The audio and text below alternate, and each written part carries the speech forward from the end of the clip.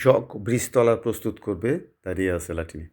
দেখুন, ওই বাঁশ দিয়েই বীজতলাটা সমান করা হচ্ছে। আগে থেকেই বীজতলার আগাছা পরিষ্কার করা ছিল এবং প্রস্তুত করা ছিল প্রায়। এখন বীজ ফালানো হবে, তার আগের যেই কাজটুকু এই কাজটুকু করে নিয়েছে। দেখুন, ওগুলো বীজ দেখা যাচ্ছে অনেক মোটামুটি ভালো জার্মিনেশন হয়েছে, মানে গজিয়েছে বীজ। বীজ রাখা হয়েছে, ফালা হবে। দেখুন বুলের মধ্যে বীজ। কৃষক এখন একটা ছোটো বল নিয়ে বীজ ফেলতেছে। এই বীজটা হলো ইরিবোরো মৌসুমের বীজ।